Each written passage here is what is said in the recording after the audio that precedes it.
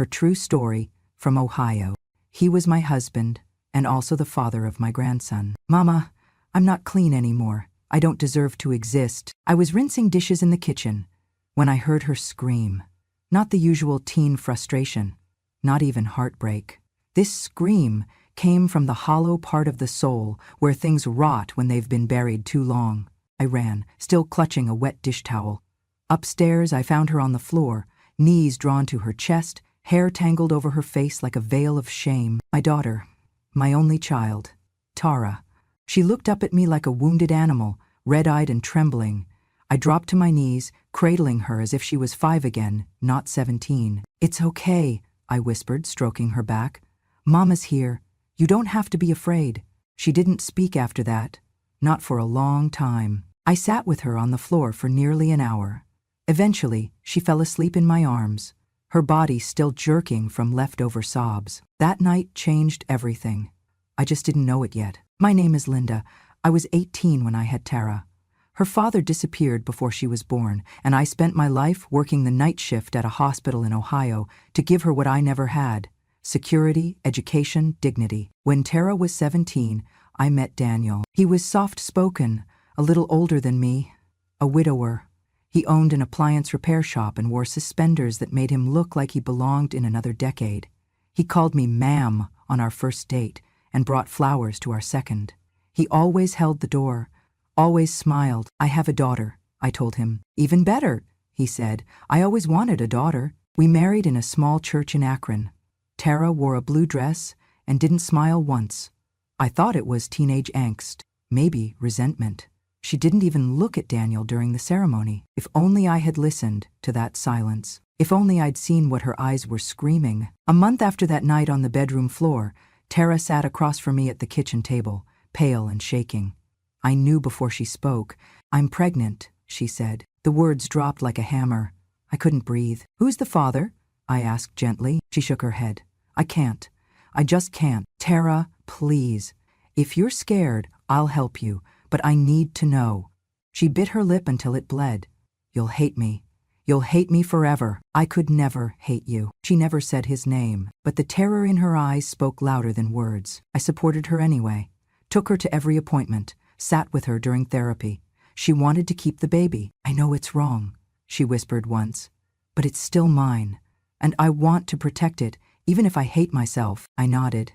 Because what else could a mother do when her daughter is falling apart? Jonah was born one quiet autumn morning. I held him first. He was tiny, fragile, perfect. Eyes deep brown, curls dark as midnight. Daniel stood beside me and smiled.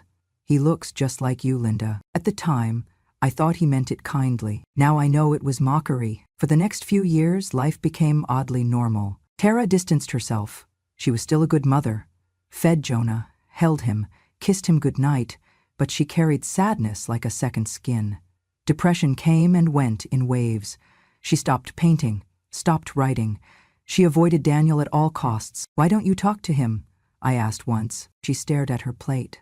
"He's not who you think he is." "What do you mean?" But she clammed up, every single time.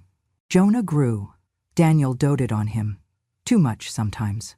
Always eager to take him places. Hug him, kiss him, whisper things in his ear. I thought he was being a loving step-grandfather. Now the memory curdles my stomach. One evening when Jonah was 3, I caught Tara crying into her journal. I reached for it, and she slammed it shut. "Don't," she hissed. "Please, Mama, just don't." I didn't read it, not then, but I should have. And then it happened. Sarah died when Jonah was 5, a drug overdose. She'd relapsed after a long stretch of sobriety. The autopsy ruled it accidental. I knew better. Her pain had finally swallowed her whole. In the days after her death, I wandered like a ghost through our house. One morning, I opened her closet and found it beneath a stack of baby clothes, wrapped in a sweatshirt, her journal, and a letter. It was addressed to me. "Mama, I'm sorry. I tried to live. For Jonah, for you. But I can't carry this anymore. Daniel isn't who you think he is. He's Jonah's father. I never wanted you to find out like this, but I knew you would, someday." He said no one would believe me. He said I was already broken, already dirty. But Jonah is not a mistake. He's the only good thing I've ever done. I love you. I'm so sorry. Tara, I dropped the letter, screamed so loud my voice shattered. My knees gave out on the hallway floor. I crawled to the bathroom and threw up until nothing was left. Then I sat there, staring at my reflection, and said aloud, I married a monster. That's when I knew this wasn't over, it was just beginning. After Tara's passing, I found myself thrust into a role I hadn't anticipated, raising Jonah as my own. He was only 5, a tender age where memories are just beginning to take root. I poured all my love into him, determined to shield him from the shadows of our family's past. Daniel, my husband, seemed to embrace Jonah with an affection that bordered on obsession.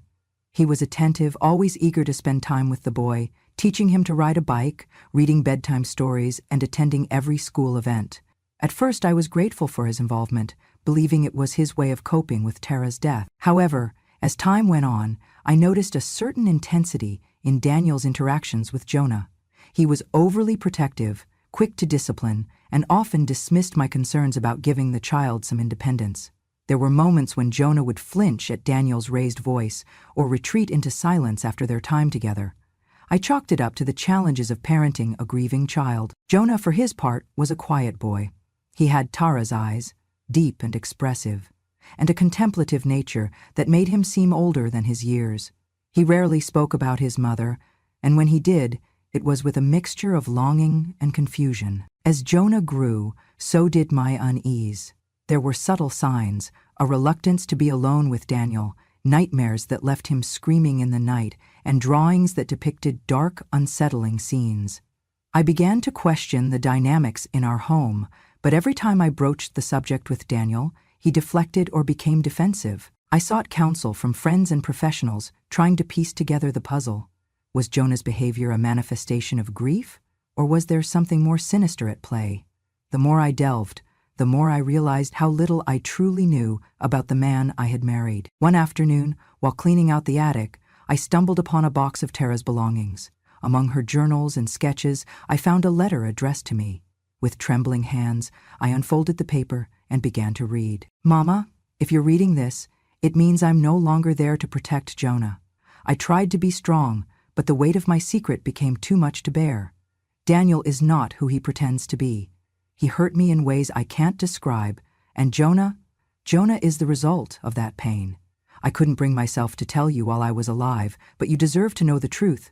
Please keep Jonah safe.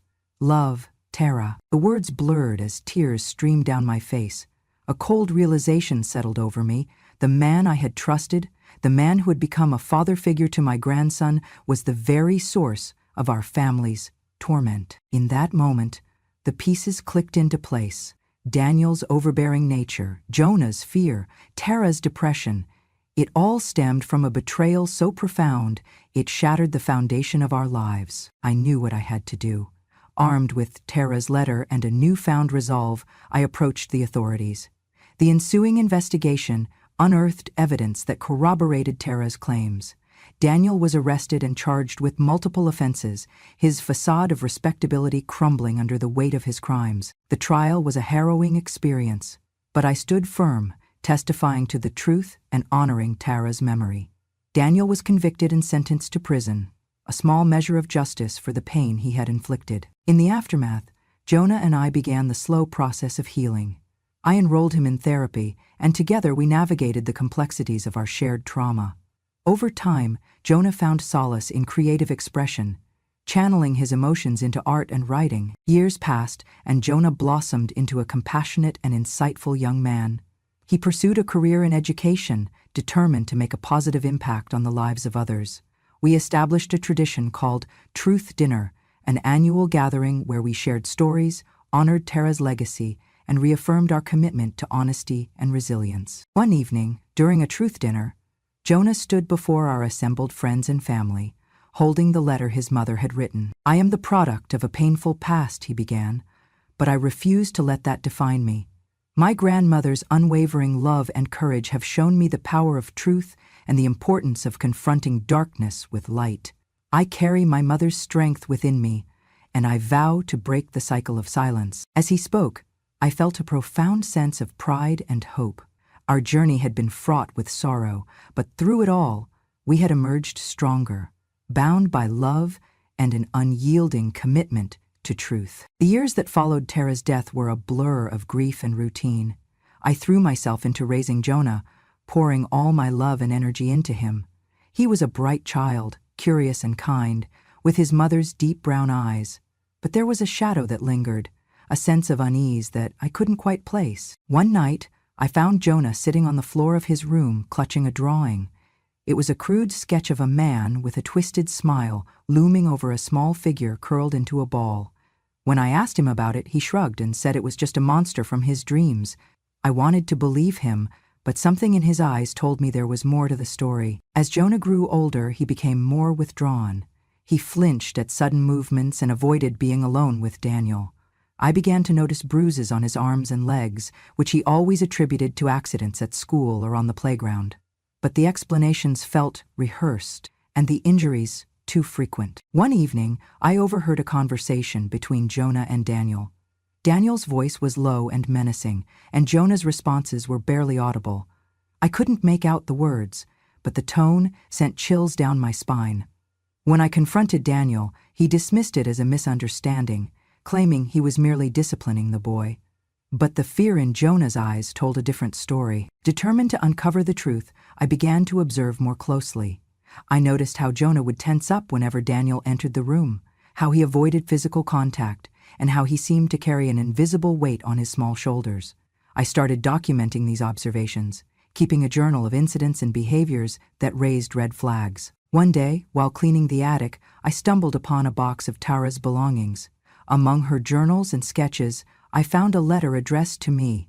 With trembling hands, I unfolded the paper and began to read. "Mama, if you're reading this, it means I'm no longer there to protect Jonah. I tried to be strong, but the weight of my secret became too much to bear. Daniel is not who he pretends to be. He hurt me in ways I can't describe. And Jonah is the result of that pain. I couldn't bring myself to tell you while I was alive, but you deserve to know the truth. Please keep Jonah safe. Love, Tara." The words blurred as tears streamed down my face. A cold realization settled over me. The man I had trusted, the man who had become a father figure to my grandson, was the very source of our family's torment. In that moment, the pieces clicked into place. Daniel's overbearing nature, Jonah's fear, Tara's depression, it all stemmed from a betrayal so profound, it shattered the foundation of our lives. I knew what I had to do. Armed with Tara's letter and a newfound resolve, I approached the authorities. The ensuing investigation unearthed evidence that corroborated Tara's claims. Daniel was arrested and charged with multiple offenses, his facade of respectability crumbling under the weight of his crimes. The trial was a harrowing experience, but I stood firm, testifying to the truth and honoring Tara's memory. Daniel was convicted and sentenced to prison, a small measure of justice for the pain he had inflicted. In the aftermath, Jonah and I began the slow process of healing. I enrolled him in therapy, and together we navigated the complexities of our shared trauma. Over time, Jonah found solace in creative expression, channeling his emotions into art and writing. Years passed, and Jonah blossomed into a compassionate and insightful young man. He pursued a career in education, determined to make a positive impact on the lives of others. We established a tradition called Truth Dinner, an annual gathering where we shared stories, honored Tara's legacy, and reaffirmed our commitment to honesty and resilience. One evening, during a truth dinner, Jonah stood before our assembled friends and family, holding the letter his mother had written. "I am the product of a painful past," he began. "But I refuse to let that define me. My grandmother's unwavering love and courage have shown me the power of truth and the importance of confronting darkness with light. I carry my mother's strength within me, and I vow to break the cycle of silence." As he spoke, I felt a profound sense of pride and hope. Our journey had been fraught with sorrow, but through it all, we had emerged stronger, bound by love and an unyielding commitment to truth. Tara was 25 when she died. The official cause was overdose. The paramedics said she likely didn't even feel it. Her body simply gave up after years of fighting demons it was never meant to carry. But I knew better. It wasn't the pills that killed my daughter. It was silence. It was shame. It was Daniel. I remember the way her room looked the morning after. Still, dusty, like even the air didn't want to move. There was a stale smell of perfume and baby powder, and her blanket was folded too neatly, as if she knew she wouldn't be coming back. Jonah was at school. I sent him off without telling him. I told him his mom wasn't feeling well and that we'd talk later. I walked into her room and stood still, hands at my sides, not ready to touch anything. There was something sacred about the mess she left behind. It felt like touching it would erase her for good. Then, on her dresser, tucked beneath a photo of her and Jonah, I saw an envelope. It had my name on it. My heart stopped. My name, in her handwriting. With shaking fingers, I picked it up. The paper was thick, heavy. Inside, just one page. Neat writing, no scratches, no hesitation. It read, "Mama, if you're reading this, I'm sorry. I know this will hurt you. I didn't want to leave you and Jonah, but I couldn't stay anymore. The weight of what I've carried, I just can't bear it. I tried to be a good mom. I really did. But every time I look at Jonah, I see, not him. I see what was done to me. And it's not his fault. He's perfect. He's beautiful. But I'm not. I'm broken. The man you married, Danielle, he is Jonah's father." I didn't know how to say it. I was just a child. I said nothing because I thought maybe you'd stop loving me. Or worse, blame me. Jonah is not a mistake, but the way he came into this world was, and I can't keep living with that truth buried inside. Please, Mama, take care of him. Raise him with the love you always gave me. Don't let him grow up thinking he's shame. He's not. He's your second chance to get it right. I love you. Always have. I just couldn't carry it anymore. Tara, the paper slipped from my hands and fluttered to the floor. I sank to my knees and pressed my palms to the carpet, trying to breathe. It felt like the air had been knocked out of my lungs. Daniel, Jonah, my daughter. The walls around me pulsed with the sound of my heartbeat. The world blurred into silence. He was my husband. He was the man who stood beside me when Jonah was born, the man who said, "He looks like you." Now I understood why. Not because of genetics, but because guilt knows how to smile. I sat on the floor of Tara's room until the sun went down. No tears came, just an aching hollowness. My mind ran in circles, trying to deny what was undeniable. I thought back to the signs I'd ignored. Tara never liked Daniel. She never called him Dad. She avoided him in the kitchen, the living room, anywhere they'd be alone. She had panic attacks. She couldn't breastfeed. She said she felt disconnected. And still, I told myself it was just postpartum, just hormones. I didn't see what was right in front of me. The worst part wasn't what Daniel did. It was that I had trusted him. I had brought him into our home. I had left my daughter alone with him, and now she was gone. I wanted to scream. I wanted to tear down the walls, burn the house, do something, anything, to make the guilt stop. But all I could do was sit there, frozen. Then I looked at Jonah's picture. 8 years old, missing tooth, gap-toothed grin, chocolate on his cheek, holding up a drawing of me, Tara, and him under a rainbow. I picked up the letter again. Don't let him grow up thinking he's shame. I pressed it to my chest. That was the promise I made that night. To protect Jonah, to break the silence, to finish the fight my daughter started, and to make sure that the man who stole everything from her would never take anything again. For 3 days I said nothing. Not to Jonah, not to Daniel, not even to myself. I carried Tara's letter in the inside pocket of my coat like a second heart, beating and broken and burning with every breath I took. I moved through the house like a ghost, made dinner, packed Jonah's lunch, folded laundry with hands that trembled. I wasn't ready.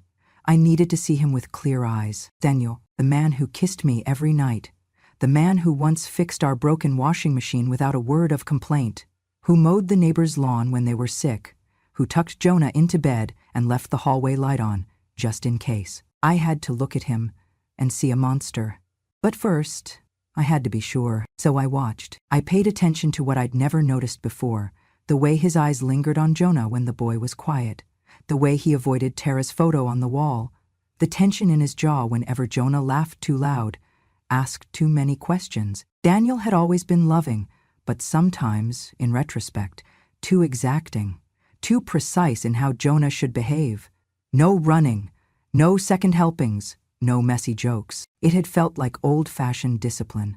Now it felt like control. I remembered Tara's voice that last night she screamed in her room. I'm not clean anymore. I don't deserve to exist. And Daniel hadn't asked a single question about it. Not one. The grief that had nearly drowned me began to boil. I didn't sleep. I didn't eat. I waited. Then, on the 5th evening, as Jonah was out playing basketball with his friends, I made a pot of chamomile tea. Daniel sat at the kitchen table reading the newspaper, calm, steady, like the world hadn't just collapsed under my feet. I sat across from him, slid a cup toward him. "Thanks," he murmured, folding the page down. I watched him sip. He always took his tea lukewarm. He blew on it 3 times first, always. He did that now too. 3 short puffs, then a slow sip. It was like watching someone else's husband. "I've been thinking about Tara a lot lately," I said, keeping my voice light. "I still can't believe she's gone." Daniel didn't flinch. "It's tragic," he said, "but some people, they're just too soft for this world." I clenched my hands under the table. "Do you think she ever tried to tell anyone anything?" I asked. "Like, if she was hurt, would anyone have believed her?" Daniel looked up slowly.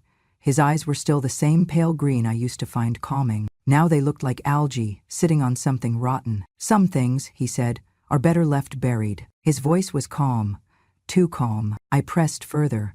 "But what if it was something bad, something someone did to her?" He looked at me for a long time, and then, with a thin smile, he said, "Even truth rots when it's dug up too late.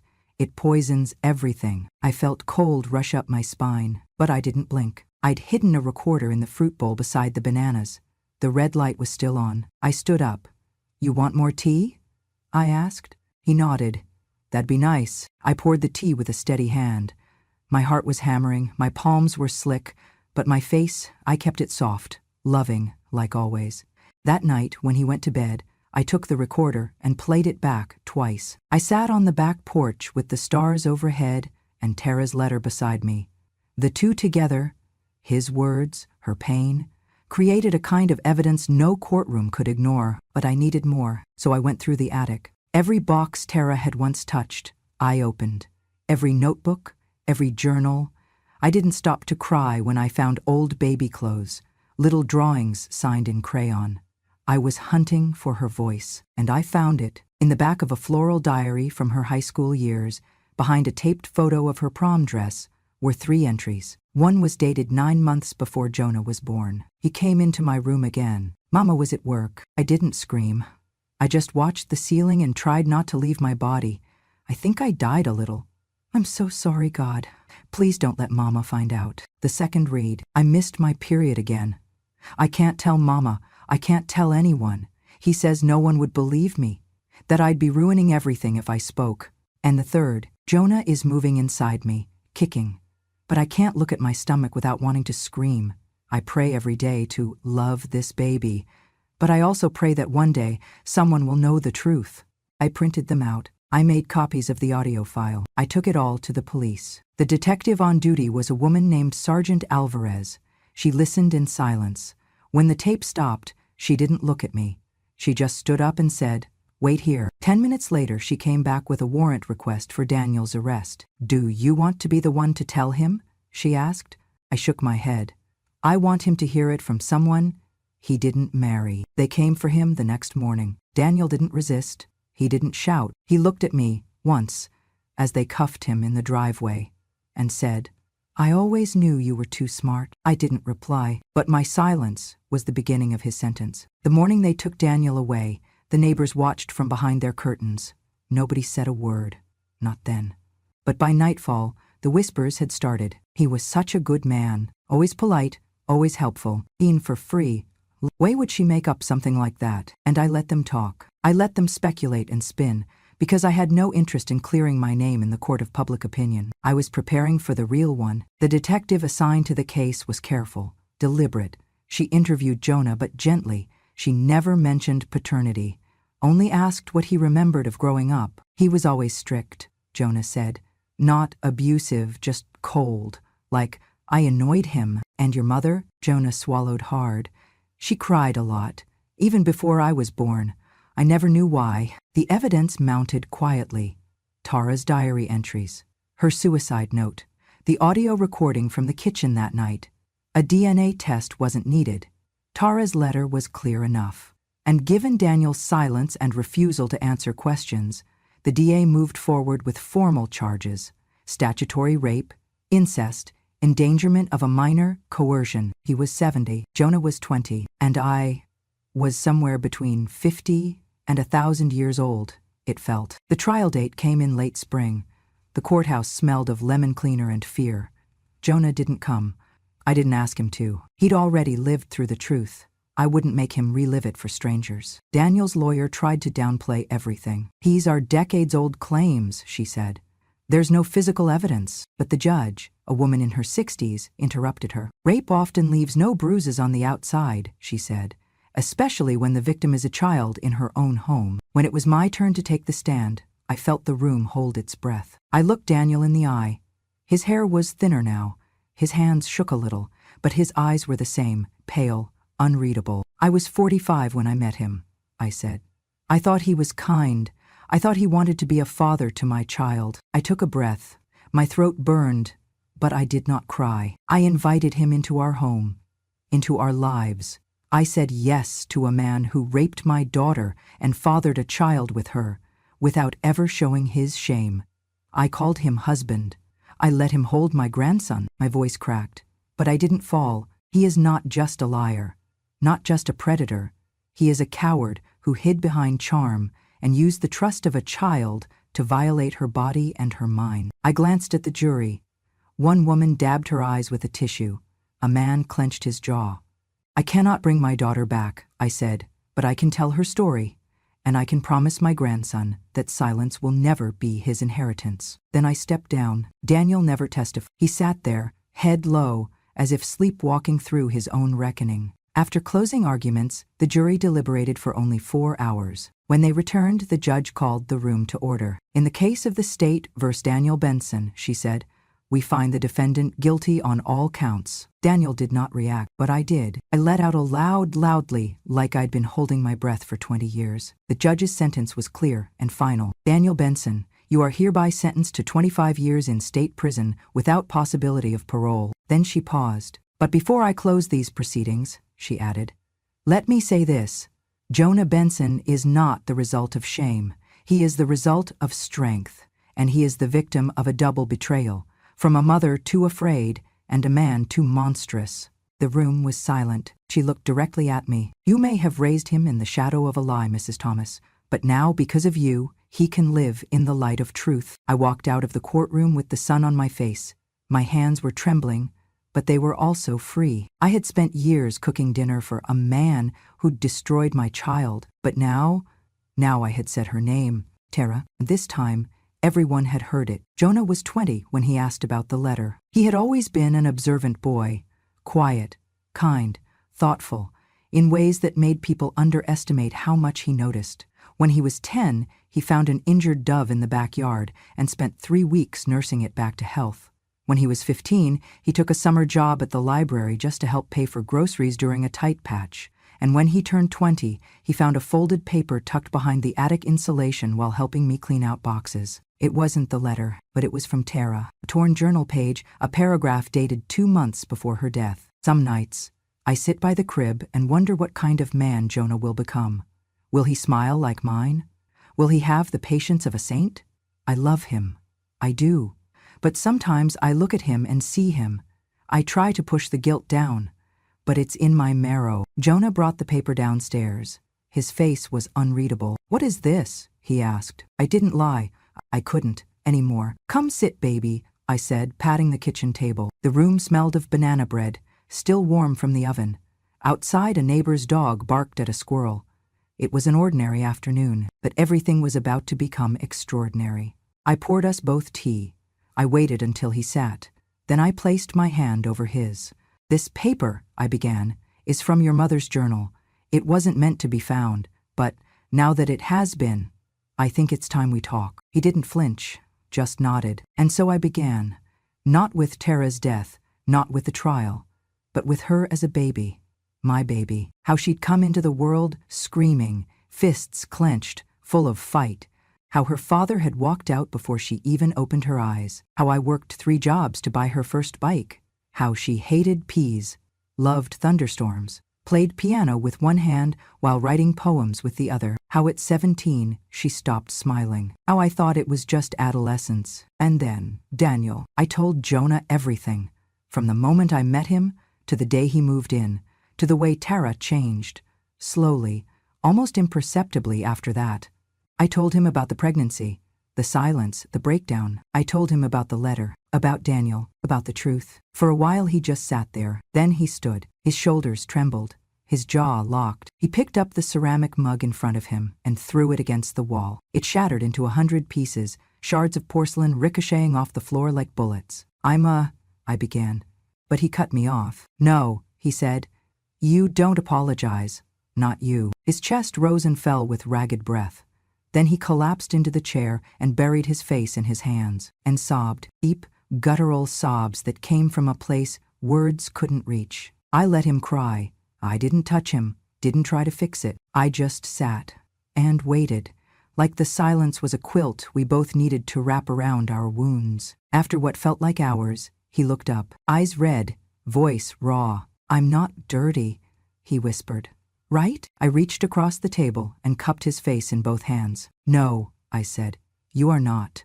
You never were. You are not a mistake. You are not a curse. You are not your grandfather's sin. He nodded slowly. Then, why did it feel like I was never whole? He asked. Like something inside me always knew something was off. Because the truth, I said, has a way of whispering even when no one says a word. He wiped his face, picked up a piece of the broken mug and turned it in his fingers. Was it hard? He asked. Telling me? The hardest thing I've ever done, I said.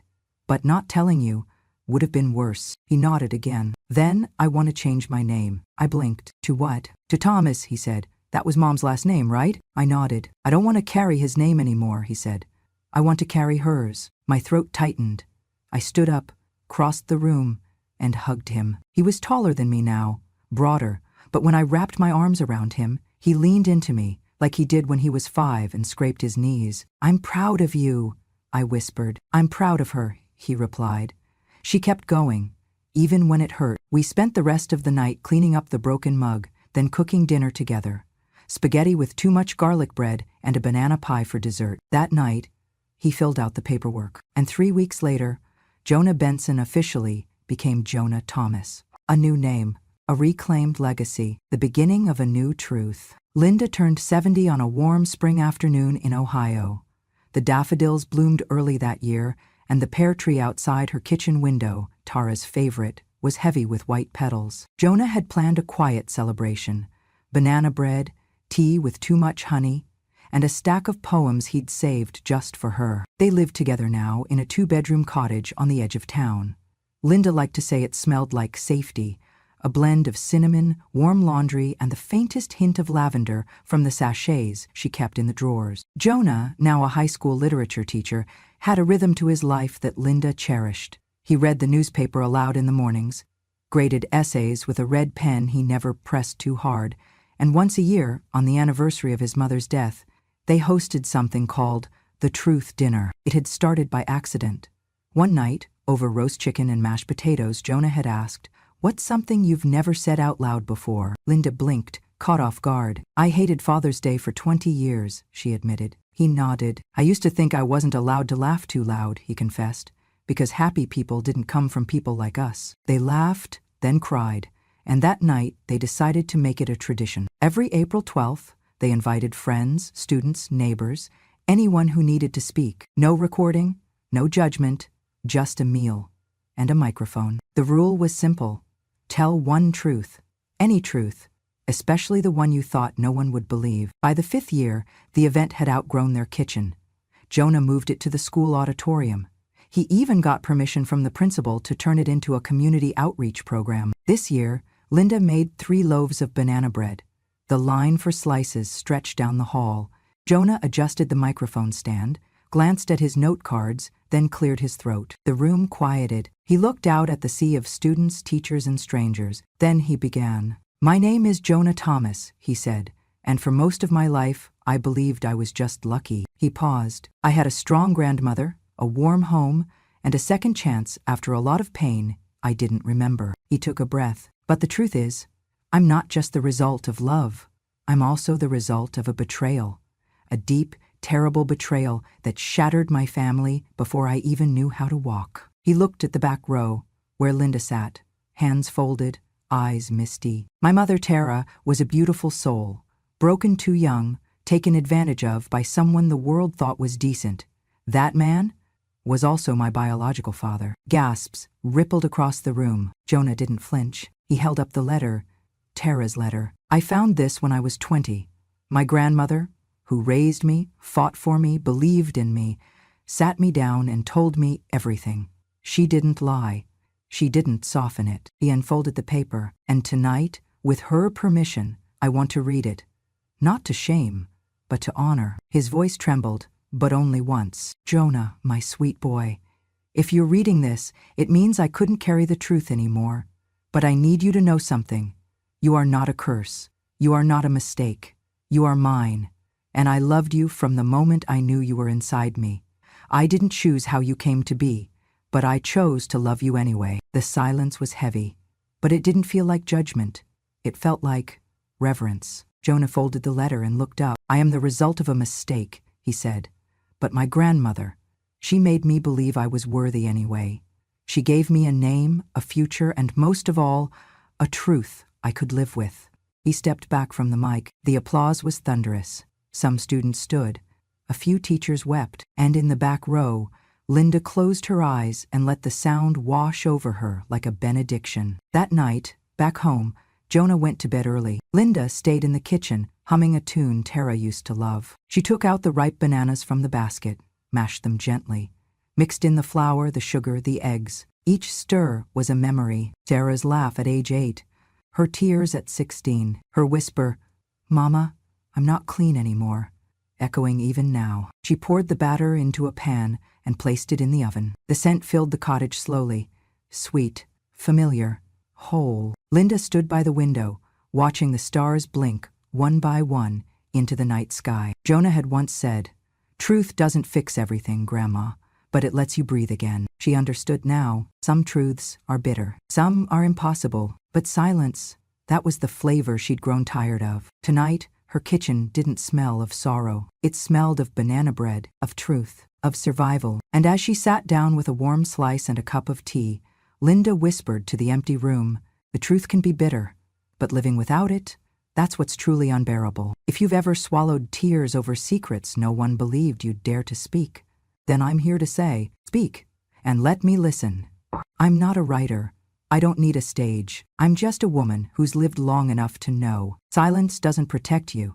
It protects the ones who hurt you. Maybe they told you, don't make a fuss. Let the past stay buried. Everyone makes mistakes. Just forgive and move on. But I say this, the truth doesn't have to be light. It just has to be told. At Groma True Stories, we tell the stories they tried to bury. Not to reopen wounds, but to honor the truth that we were wounded, and we still rose. We speak for the single mothers, for the daughters left behind, for the wives who were told they were too sensitive, for the children who thought they were someone's mistake. And we grow to learn that we are not the mistake. We are proof that survival has a voice. And when we speak, we begin to be free. If you're listening now, and something aches inside you, maybe you too have a story no one knows. Let me be the first to believe you. Subscribe to Grandma True Stories, not because I have the answers, but because I know some questions deserve to be heard. And I'm still here, still speaking, still willing to sit with the truth and call it by its name. Grandma True Stories, where we don't need to scream to be heard, we just need to begin with something honest. Because justice has no expiration date, and survival doesn't need permission. I survived. You will too.